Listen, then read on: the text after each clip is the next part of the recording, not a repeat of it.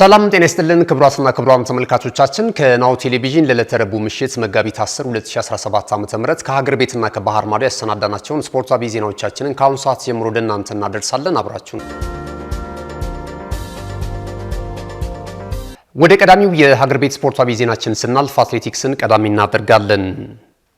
በዓለም የቤት ውስጥ አትሌቲክስ ሻምፒዮና ላይ የሚሳተፈው የኢትዮጵያ አትሌቲክስ ልዑክ ቡድን ዛሬ እኩለ ሌሊት ወደ ቻይና ናጂንግ መጓዙን የኢትዮጵያ አትሌቲክስ ፌዴሬሽን ይፋ ያደረገው መረጃ ያመለክታል። ከማርች 21 እስከ 23 በዓለም የቤት ውስጥ አትሌቲክስ ሻምፒዮና ላይ የሚሳተፈው የኢትዮጵያ አትሌቲክስ ልዑክ ቡድን ዛሬ እኩለ ሌሊት ወደ ቻይና ናጂንግ አቅንቷል። ከማርች 21 እስከ 23 በዓለም የቤት ውስጥ አትሌቲክስ ሻምፒዮና ላይ የሚሳተፈው የኢትዮጵያ አትሌቲክስ ልዑክ ቡድን ዛሬ እኩለ ሌሊት ወደ ቻይና ናጂንግ አቅንቷል። ቦሌ ዓለም አቀፍ አየር ማረፊያ ተገኝተው ሽኝት ያደረጉላቸው የኢፌዴሪ ባህልና ስፖርት ሚኒስቴር የስፖርት ልማት ዘርፍ ሚኒስትር ዴኤታ ክቡር አቶ መኪዩ መሐመድ በድል እንድትመለሱና የሀገራችሁን ሰንደቅ ዓላማ በዓለም አደባባይ ከፍ እንድታደርጉ አልጠራጠርም። የኢትዮጵያ ሕዝብ አሸናፊነትን ስለለመደ የሰጣችሁን አደራ ተቀበላችሁ አኩሪ ድል እንደምታስመዘግቡ ባለሙሉ እምነት ነኝ ብለዋል። ሚኒስትሩ አክለውም መንግስት ለአትሌቲክሱ እድገት ልዩ ትኩረት በመስጠት እየሰራ መሆኑን በማስመዝገብ ስትመለሱ የጀግና አቀባበል እንደሚደረግላቸውም ቃል ገብተውላቸዋል።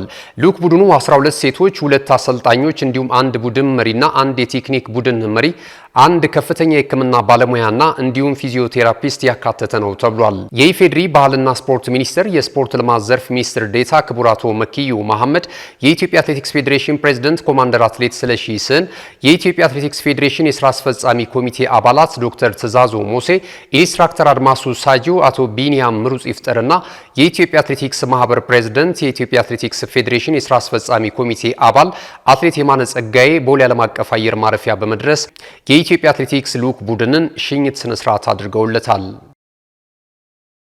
ወደ ሌላኛው የሀገር ቤት ስፖርታዊ ዜናችን ስናልፍ እግር ኳስ እናገኛለን። የኢትዮጵያ ከ20 ዓመት በታች ፕሪሚየር ሊግ የ14ኛ ሳምንት መርሃ ግብር ጨዋታዎች ቀጥለው ሲከናወኑ ኢትዮጵያ ቡና መቻልና እንደዚሁ ደግሞ ኢትዮ ኤሌክትሪክ ድል ቀንቷቸዋል። በዚህም መሰረት በምድባ ሀዲያ ሆሳናን ከቅዱስ ጊዮርጊስ እግር ኳስ ክለብ ጋር ያደረጉት ጨዋታ በሀዲያ ሆሳና 2-0 አሸናፊነት ፍጻሜውን አግኝቷል። የቡድኑን የማሸነፊያ ግቦች ደግሞ አቤኔዘር ደጉ 36ኛው ደቂቃ ላይ እንዲሁም ናትናኤል በላቸው 42ኛው ደቂቃ ላይ ኳስና መረብን ማገናኘት ችሏል። አዳማ ከተማን ከባህር ዳር ከተማ ጋር ያገናኘው ጨዋታ 2-አቻ በሆነ ውጤት ተጠናቋል። ሚካኤል ላፕሳሙና ሚካያስ ብርሃኑ ለአዳማ ከተማ ሁለቱን ግቦች ከመረብ ሲያሳርፉ፣ ዳዊት ገብሬና ኤርሚያስ አንሙት ደግሞ ለባህር ዳር ከተማ ያቻነቱን 2 ግቦች እንደዚሁ ከመረብ ማሳረፍ ችሏል። ኢትዮጵያ ቡናን ከወላይታ ዲቻ ባገናኘው ጨዋታ ቡናማዎቹ ዮርዳኖስ ሲሳይ ባስቆጠረው ብቸኛ ግብ 1-0 በሆነ ውጤት ጨዋታውን ድል ማድረግ ችሏል። መቻል በበኩሉ ከኢትዮጵያ ስፖርት አካዳሚ ጋር ያደረገውን ጨዋታ 3-1 በሆነ ውጤት ማሸነፍ ችሏል። በምድብ ለ በተመሳሳይ በተደረጉ ሌሎች ጨዋታዎች ኢትዮ ኤሌክትሪክ እና ሲዳማ ቡናን ያገናኙ ጨዋታ ግብ ሳይቆጠርበት 0-0 በሆናቸው ውጤት ተጠናቋል። ወደ መጨረሻው የሀገር ቤት ስፖርታዊ ዜናችን ስናልፍ የሜዳ ቴኒስ እናገኛለን። የድሬዳዋ ከተማ አስተዳደር ቴኒስ ፌዴሬሽን ፕሬዝዳንት አቶ ከበደ ሃንቶም ከናሁ ስፖርት ጋር በነበራቸው ቆይታ በከተማ መስተዳደሩ የሚገኘውን የቴኒስ ስፖርት እንቅስቃሴ ወደ ተሻለ ደረጃ ለማሳደግ ከፍተኛ ስራ እየሰሩ እንደሚገኙ ተናግሯል። ከናሁ ስፖርት ጋር የነበራቸው ቆይታ እንደሚከተለው ይቀርባል። የሜዳ ቴኒስ ስፖርት እንደው ካልተሳሳትኩ በስተቀር አመጣጡም በድሬዳዋ በኩል ነው ወደ ኢትዮጵያ የገባበትም እና በጣም ረጅም ጊዜ ነው የሜዳ ቴኒስ ስፖርት እንቅስቃሴ ከተጀመረ። እንቅስቃሴው አለ። በእርግጥም እንደሚፈለገው ባይሆንም ጥሩ ደረጃ ላይ ነው ብሎ ባይባልም ግን እንቅስቃሴው አለ። ፕሮጀክቶች አሉ፣ ወጣቶች ይሳተፋሉ እና እንቅስቃሴው አለ። ግን ብዙ መሰራት አለበት። ከአስተዳደሩም በኩል ድጋፎች አሉ። ግን ስቲል እንዳልኩት የተሻለ ደረጃ መድረስ አለበት። እንደ ቆይተው አይደለም፣ እንደ እድሜው አይደለም እና ከዚህ የተሻለ መሰራት አለበት እና እንግዲህ ይሄ ራሱ የዚህ ዓለም አቀፍ ውድድሩ በራሱ እዚህ ለአዲስ አበባ ብቻ ሳይሆን በአጠቃላይ ሀገር አቀፍ ደረጃ ትልቅ መነቃቃትን ይፈጥራል እና ሰው ለኛም እንደዛው አይነት መነቃቃትን ይፈጥራልና የተሻለ እንድንሰራ የሚያደርግ ነው የሚሆነው ብዬ ገምታለሁ። ክለቦች ክለብ ደረጃ ወደ 3-4 የሚደርሱ አሉ ግን አክቲቭሊ እንትን የሚያደርጉ አይደሉም። አክቲቭሊ የሚንቀሳቀሱ አይደሉም። ግን እስከ 4 የሚደርሱ ስፖርት ክለቦች አሉ። በክለብ ደረጃ ብለህ ለማለትም አንዳንዴ ያስቸግራል። ዞሮ ግን ያው በዛ ደረጃ ላይ ነው ያሉት። ውድ ተመልካቾቻችን ከናሁ ቴሌቪዥን ስፖርታዊ ዜናዎቻችን እንደቀጠሉ ናቸው። ቀደም ሲል የሀገር ቤት ስፖርታዊ ዜናዎች ወደ እናንተ ደርሷል። ከዚህ ሰዓት ጀምረን ደግሞ ከተለያዩ የባህር ማዶ የወሬ ምንጮች ያገኘናቸውን ስፖርታዊ መረጃዎች ወደ እናንተ እናደርሳለን። አብራችሁኑ ነው። ካሽጎ በየትኛውም ዓለም ሆነው በማንኛውም ሰዓት ለወገኑ የሚደርሱበት ፈጣን የገንዘብ መላኪያ ተከፈተሎ። ማስተርና ቪዛ ካርዶን በመጠቀም ከ5 እስከ 20 ዶላር የሚልኩበት አዲስ የገንዘብ መላኪያ መንገድ። ካሽጎን ለየት የሚያደርገው የትኛውም የገንዘብ ዝውውር በፍጥነት አገልግሎት ከመስጠቱም ባሻገር ለማንኛውም አገልግሎት ምንም አይነት ክፍያ አለመጠየቁ ነው። በሀገራችን ታሪክ ገንዘብን ከውጪ ወደ ሀገር ቤት በማስተላለፍ በመተግበሪያ መልክ አገልግሎት መስጠት የጀመረው የመጀመሪያው ሀገር በቀል የገንዘብ መላኪያ ዘዴ ካሽጎ ከ4500 በላይ ባሉ የባንክ ቅርንጫፎች አገልግሎት እየሰጠ ይገኛል። ገንዘቦን በሰኮንዶች ልዩነት ውስጥ ይፈልጉ በአካውንቶ ወይንም በእጆ ቆጥረው የሚወስዱበት ልዩ ዘዴ። በቅርቡ ሁሉንም ኢትዮጵያዊ ባለቤት ለማድረግ ጉዞ የጀመረው ካሽጎ ዛሬውኑ መተግበሪያውን በስልኮ ላይ በመጫን የአገልግሎቱ ተጠቃሚ ሆኑ። ፍጥነት መለያችን፣ ኢትዮጵያን መክፈቻችን፣ ካሽጎ ነው መላኪያችን። ካሽጎ የአዲሱ ትውልድ ብራንድ። ወደ ቀዳሚው የባህር ማዶ ስፖርታዊ ዜናችን ስናልፍ የኛውን ቀዳሚ እናደርጋለን። የአሜሪካን ብሔራዊ ቡድን አሰልጣኝ ሞሪሲዮ ፖቼቲኖ በፕሬዝዳንት ትራምፕ እገዛ በዓለም እግር ኳስ ዋንጫ የውድድር መድረክ ላይ የተሻለ ውጤት እናስመዘግባለን ሲሉ ሀሳባቸውን ሰጥተዋል። በፕሬዝዳንት ትራምፕ እገዛ ማሸነፍ እንችላለን ሲሉ አሰልጣኝ ሞሪሲዮ ፖቼቲኖ ከሚዲያ አካላት ጋር በነበራቸው ቆይታ ተናግሯል።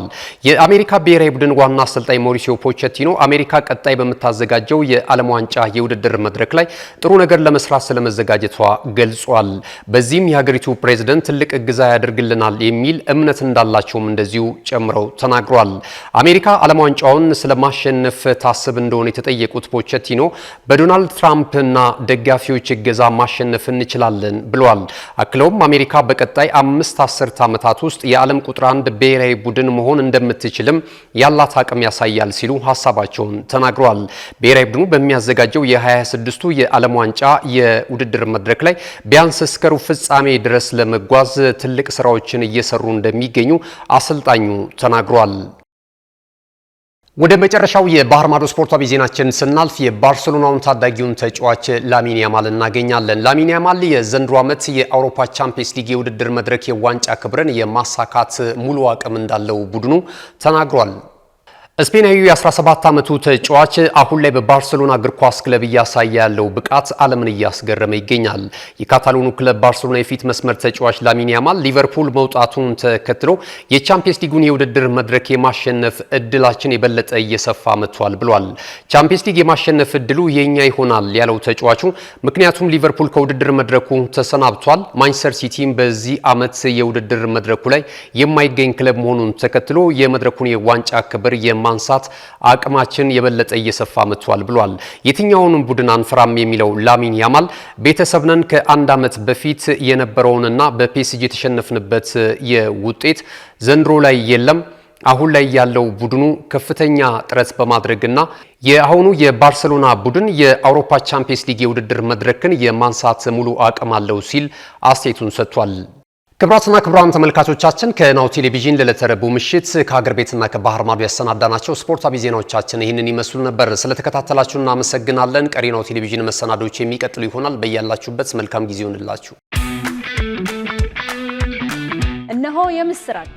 የ10 አየር መንገድ የበረራ ትኬት ለውድ ደንበኞቹ በተቀላጠፈና አስተማማኝ በሆነ መንገድ እያቀረበ ያለው በዚህም በደንበኞቹ የተመሰገነው ጉዞጎ አሁን ደግሞ ተደራሽነቱን በማስፋት ተጨማሪ ባንኮችን በማካተት ለውድ ደንበኞቹ የበለጠ አስተማማኝ ለመሆን ችሏል።